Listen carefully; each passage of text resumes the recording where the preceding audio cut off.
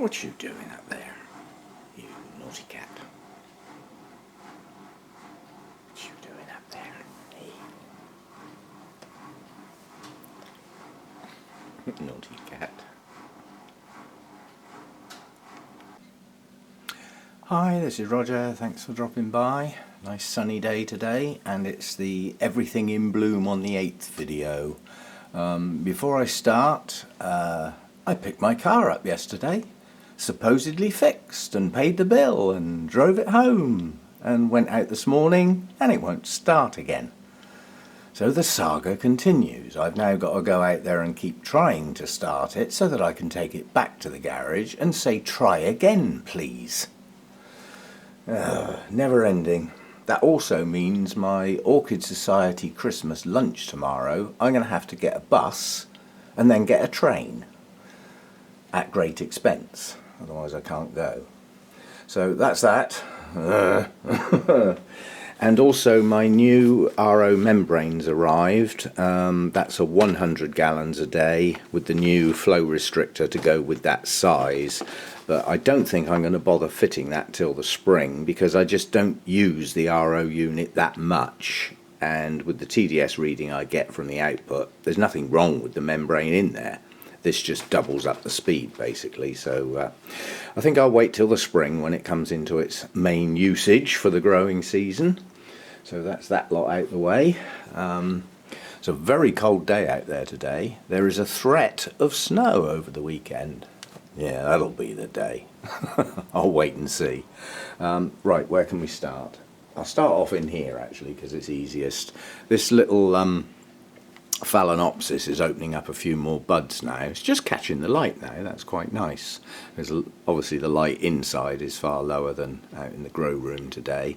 But for me, these are very attractive Phalaenopsis blooms. They're not large, but they've got lovely pattern, nice balance of colours, nice shape.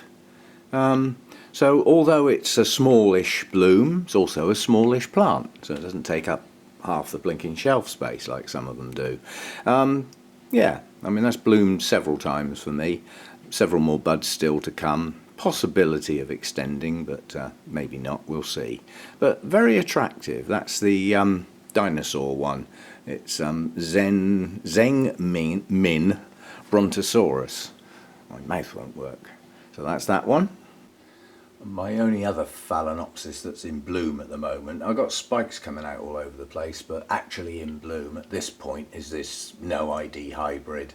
And if you count from when the blooms on this spike first opened, it's been open a huge amount of time, because this is not actually a spike, it's a branch off of the original spike that I don't normally let branches extend. I normally give the whole, the plant a rest in between producing a huge spike. But as this spike came out of the branch came out of the original spike, it still looks like a continuation. So it still looks quite nice, and it's a simple bloom. But obviously without the light behind it doesn't show up as much. But with those very, very pale edges, it always looks like it's backlit, even when it's in here in the dark. So that's my two Phalaenopsis. Now, I brought these out here to get them in the light better. These are my two Mr. Slows that have actually got blooms on at the moment. This one is Paphiopedilum Magical Venus, and quite honestly it is quite magical. Nice warty wings, as I call them. Nice shaped pouch. It's an attractive bloom, and it's got lovely leaves. It's an attractive plant, and yeah, I mean, I haven't got many Paphiopedilums, but when they bloom, this is one of my favourites. It's just a nicely balanced shape. Got hairy bits sticking out from the wings, and these markings are actually like warts. They are actually raised. They're not just spots. They are actually a raised pattern, so quite attractive. And the other one that's open is Paphiopedilum mordiae, which I always thought was a species, but it's not. Apparently it's a primary cross. You can go and look that up if you want to know. But again, I'd keep this for the plant. Leaves are attractive, except for that one. That needs cutting off actually. That's part of the old plant. So we'll get rid of that leaf in a minute, make it look pretty. But yeah, 2 Mr. Slows out together. Not bad going. Out of the number I've got, that's not a bad percentage. I've got more Paphiopedilums in bloom as a percentage of the number of plants than I have Phalaenopsis at the moment, because of these two. And both of these, the blooms will last absolutely ages. And on the Mordier, it's actually got another shoot starting to mature, which should produce its bloom before this one's finished. So I might even have a pair of blooms on in the same potful, which will be unusual for these. Now this is Miltonidium melissabriani, and I really do not understand why that is still in bloom. I'll put a pop-up on this one when the first bloom opened on this spike, because I've not really known this type of it's not really an intergeneric, it's an Oncidium cross. Oncidium with Miltonia, obviously. But I haven't had this type of plant have blooms last this long before. I don't know whether they're frozen in time or something, in some sort of time warp, but that one has been out absolutely ages. The nice Cattleya is still hanging in there, and again some Cattleya blooms are quite short-lived, which is a shame because they take a while to get to blooming and push their spikes up, open their buds. They do take time, but that one's lasting well, and certainly as it's aged it's developed more colour and far more fragrance. The fragrance on this one is actually quite powerful. That's Cattleya Angel Heart. If you ever come across it and you like that type of Cattleya bloom, it's a strong grower, but it is a very, very, very large Cattleya. That's a big plant. From the bottom of the pot to the top of the bloom is not far off a metre. That's a lot of plant. But it lost a new growth, which was the reason I got it cheap. There were a pair of new growths and one was broken. The best one was broken, so it got sold cheap in an auction. So the smaller new growth has matured nicely, and yeah, nice blooms, very attractive and very fragrant. My Oncidium Tiny Twinkle is now virtually fully open. That all 3 spikes have got their blooms out. There may be a few more buds to come. Unfortunately, with twinkle blooms, the individual blooms don't last that long, and the fact that all 3 spikes have opened together on this one, I probably won't get too much time out of this. But I mean, this was a recovering plant at the beginning of the year, so it's produced 3 new growths, and they've all spiked. So it's done quite well. And again, fragrant, tiny blooms, but fragrant. So, and it does have a bit of competition in here. Well, the other Oncidium Twinkle is, this is not in full bloom yet. There's several spikes buried in the greenery in there that are still developing their buds. First spike to open is just starting to go now. These 3 are in full flood, and although the Tiny Twinkle's fragrant, it's not a patch on this one. This is normally sold as Twinkle Cinnamon or Twinkle Brown. I've seen it sold as both. It's effectively the same plant. And it is a lovely set of autumn colours, a mixture of from deep red, through to sort of bronzy colours and then through to oranges. So it's a lovely balance of colours. I really like this plant, and the plant is doing well. I'm going to stick my neck out and say that Twinkles don't do bad mounted, but if you're going to put them in a pot, they seem to do far better in the smallest pot you can get them in. As I said, I'm sticking my neck out because others might find them doing just as well in a larger pot. But for the size of this plant, that is a very small pot, and it really is crammed in there. It will have to go in a bigger pot once it's finished flowering and we get to the growing season again and I see the new growth, simply because there's no room for the new growths now, so it needs a bigger pot. But you know, that was potted quite tight and just enough room for this year's growths. And virtually all of those new growths have spiked up both sides of the pseudobulbs. It just seems to like being tightly potted. It could be just coincidence. As I say, I'm sticking my neck out there a bit. So that's the two twinkles. Now out of my Restrepias, I've actually got 3 in bloom at the moment, which means there's 2 of the larger ones not in bloom at the moment, but then one of the smaller ones is. But they come and go. I mean, they haven't got a blooming season. There's, yeah, that one's on that plant. So that smallish plant there has got a single bloom on. This one's got several. They're pushing out in quite a few directions, and the tiny but perfectly formed one has blooms all over the place at the moment. So I've got 3 Restrepias in bloom. To look at these blooms and really appreciate them is a tripod job with my camera, because I just can't hold it still enough when it's trying to focus that close in. It's not that type of camera. So I know what I could do. I don't know whether it'll work or not. Let's try getting myself in a rigid position, lean on something, see what happens if I zoom in. I don't usually use the zoom. I bet it'll go blurred. Yeah, I can already see it's blurring. Now the only way to get real close-ups on the Restrepias for me is to actually get the tripod out, which today I've got too much to do. So okay, so that's the Restrepias that are out. I'm just waiting for the zoom. I've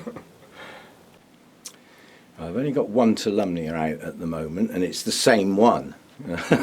And it's been out for a very long time, and it's going to be out for quite a bit longer because it's producing another little branch. So there's some more buds just developing on this spike. Original spike, first branch, second branch. And the other spike's just starting to open now, so that's a continuation on a brand new spike, and if that branches off like the other one did, this is going to be in bloom a very long time. So just the 1 Tolumnia at the moment. The Tolumnias in general are pulling back now from, you know, I've got them in various stages of recovery. Some are fully recovered, growing strong, good root systems, others not so good, but I haven't lost one lately. So what I've got will probably make it now. The Rhynchostylus gigantea is fully open now. I don't know how long these are going to last. This is a first time bloomer, so I haven't got a clue. But what I do know is the plants themselves seem to be doing better since I bare rooted them. There's a lot more roots coming out now, you know, older roots branching out, and yeah, so the plant itself is doing better. Plants, sorry, there's a pair of plants in there, in that big basket. But, yeah, so attractive blooms. I've not noticed any strong fragrance from it, but I'll check it again when I get it down to water it in a minute, which needs doing now. I missed a day yesterday, so I'm a bit behind. I need to crack on with that. I know that's not an orchid, but it's one of my new Pinguicula acquisitions, and that's fully opened now. I did show it in a previous video just as it was opening. Lovely delicate purple, deeper purple in the centre, fading and then getting darker again to the edges. So it's a very delicate flower, very attractive, very pleased with that. Now this Dendrobium nobile is continuing with its silliness, is the only thing I can say about this. And as a consequence of its continuation of silliness, i.e. blooming now, it's got stacks more buds forming. So it's going to be in bloom for a long time. And who knows, it might even still be in bloom in the spring when it was supposed to bloom. It might last that long. But even on the cane that had no buds, I'm now getting buds. So all of the new canes now have buds to one degree or another. Some are actually in bloom. So I mean, it's an attractive bloom. I like it a lot. Actually, that is sparkling in the sunshine, but the camera just doesn't seem to pick up the sparkly bits. But the little pink tinges on the blooms vary from bloom to bloom, even on the same plant. You know, some of the pink tinges are quite strong and others not so much. But it's certainly got a lot of them at the moment. Some of the first ones are just starting to go now, but there's plenty more that have just opened and plenty more to come. So it's going to be in bloom a nice long time. So even though it's out of season, we have the blooms as and when they arrive. It's not that controllable. And I know quite a few people are having a similar, I won't call it a problem because it's not. Blooms are blooms, even if they are at a strange time of year. But there are quite a few people that have got nobelies out in bloom late autumn going into winter. So something was odd about the weather this year, I think, that's actually triggered quite a few nobly hybrids early. And well, that's just how it is. You can't do anything about it. Other dendrobiums, this rhodostictum blooms, I mean, they're going to last a long time. They sparkle in the sun as well. What I did notice on these blooms compared with the last one is the purple is not so deep. And I found that on orchids that have bloomed twice this year. Those that bloomed back in the summer had richer colours than the ones that are opening, you know, in the short days and lower temperatures. So slightly variable, but not quite such a deep purple on that this time round. But nonetheless, 2 blooms instead of 1. Last time was just a single bloom. The other Latoria up the back is nearly finished. It's only just going to make this video. The other spike went earlier, so that one's gone. So these are the last remaining 2 blooms, one of which is going now, which leaves the one on that plant. And then we'll have to wait for the other canes. It's got quite a few new canes that are heading up to maturity, so it's going to bloom again in the not too distant future. And that one is, I've completely forgotten, that's Roy Tokunaga White Knight.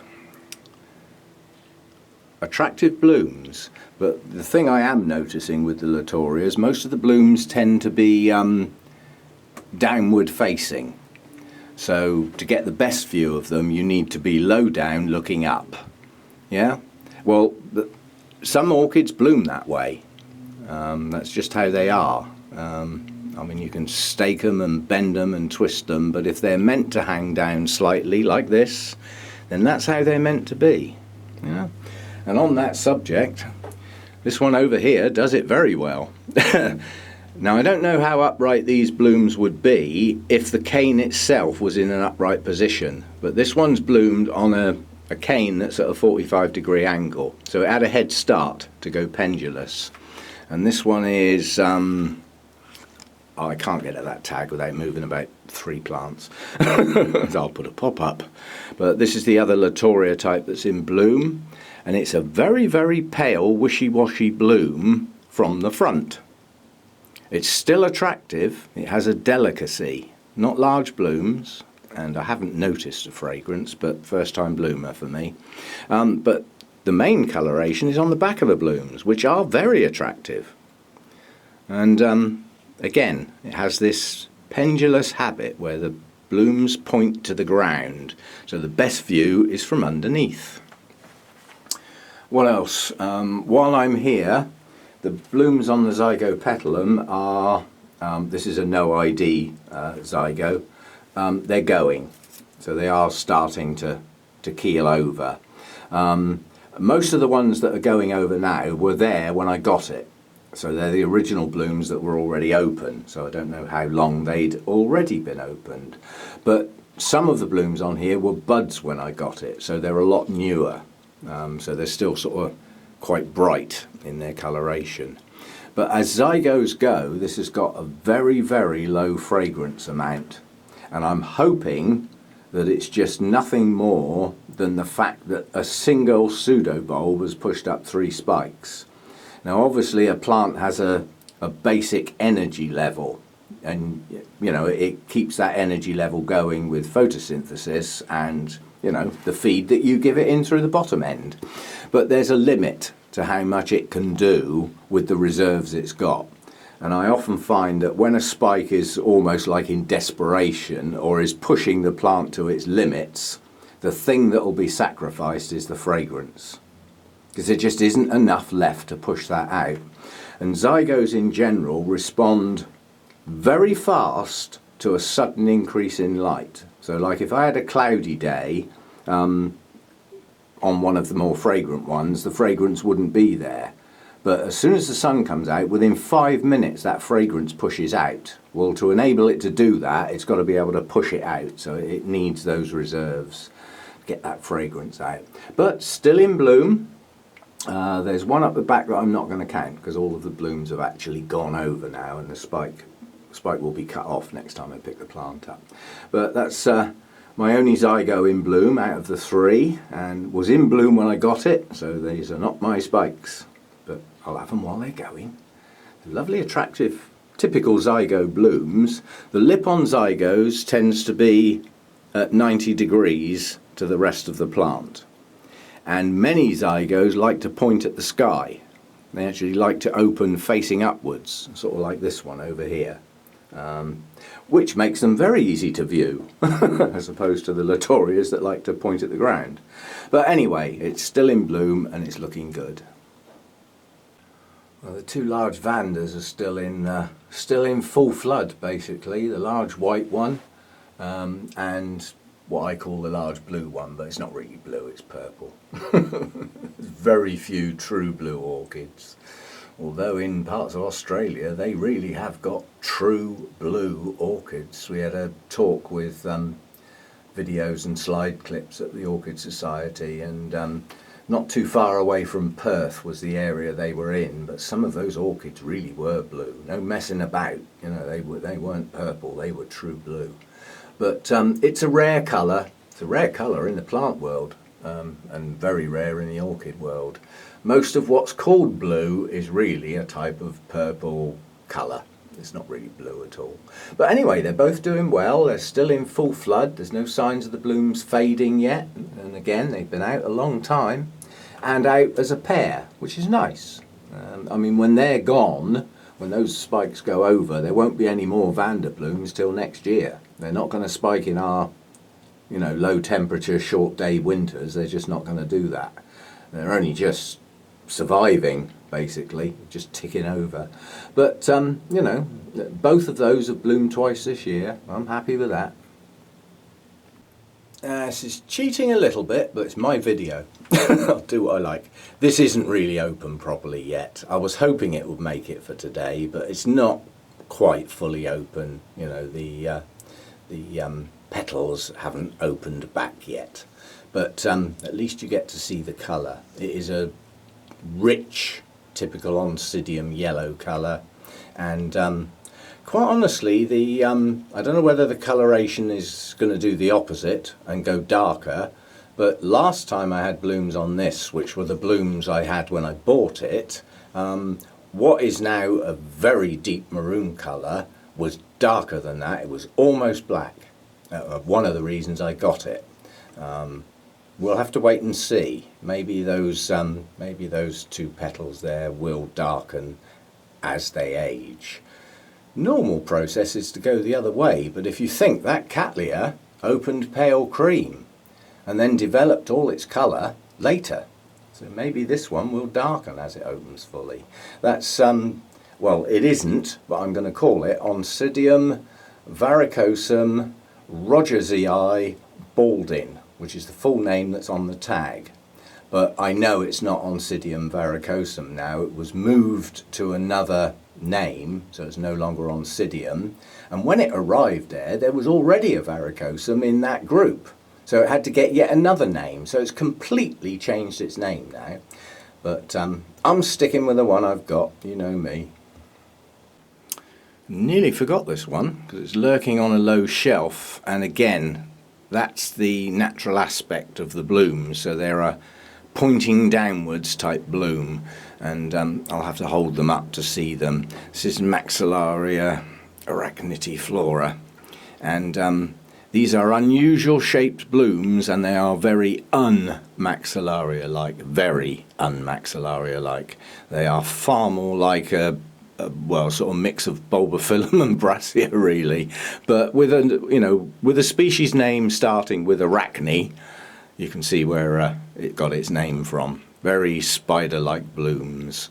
No fragrance, as I can tell, but I wasn't expecting any blooms on this plant till next year. So it's got two. They don't last an age, but they don't do bad. I think they're about a 3-week type bloom.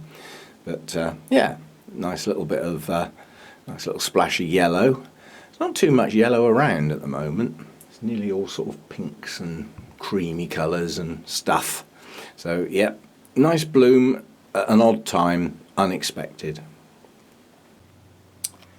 Okay, I'll end on this one. This is the Cattleya cernua, was Sophronitis once upon a time. I can't remember how long ago it was that most of the Sophronitis were moved to Cattleya. I think some went in a different direction, but there's not many, if any, Sophronitis actually left. Most of them have been reclassified. But this is a good blooming, best one I've ever had. But it's important that this one gets on film. These are short-lived blooms. You know, lovely splash of colour while you've got them, but they don't last long. Most of you that watch regular you can go back to the video where this first opened, and it's not that long ago, and already there are some blooms starting to go. Yeah, so they're not long-lived, but a lovely splash of colour. Absolutely adore that plant. It's a nice little miniature. You know, anybody can get one of these. They'll fit in anywhere. They do like pretty good light to get them to bloom reasonably well, though. But yeah, plant doing well, good blooming, well pleased. That is the end of the new growths on the plant for now. So there won't be any more blooms on this until it can mature some new growths. And the chances are it won't even start any until the spring and the longer days come. So yeah, later next year before we see something like this again. But yeah, that's a good blooming this time round, very good. I think the most blooms I've ever had on a spike are 2, and most of these have got 3 or 4. I think that one's, oh no, that's 2 separate ones. But yeah, very good blooming, well pleased with that. So that is, that's all right, I'm desperately scanning the whole place at the moment to make sure I haven't missed anything. No, I haven't. That's it. So a little thin on the ground, but for the time of year, I'm pleased I've got this amount of blooms to film. I mean, there's plenty more spikes coming and buds and things. There's plenty more to come. So as the ones I've got disappear, there'll be more to replace them. I always wonder what it would be like if I came out here and there was nothing in bloom. But with the number of plants, I don't think, realistically, that's never going to happen. But, you know, it's thinner on the ground this time of year. So that's what I've got. That's the everything on the 8th. Quick reminder about my live broadcast. The video is the one with a heading announcement, so if you want to know about it, it's in that video. And in the description of that video, it's actually got a link to a site where you can actually check the appropriate time for your own city in whatever part of the world you're on. But for me, it's 1 o'clock Monday morning GMT, which means it's Sunday evening in the States, which is the purpose of that live broadcast. But the link that's on there is safe to use, don't worry about it. And the instructions on how to use it to get the exact time in your own city are in the description that goes with that video. Okay, and I hope to see you then. I'll have to set an alarm because at 1 o'clock in the morning I've normally been asleep 3 hours. I'll be there, don't worry. The only thing I've got to worry about is how much wine I'll have had by that time of night. I'll have to put the cork back in. Okay, see you again. Thanks for dropping by.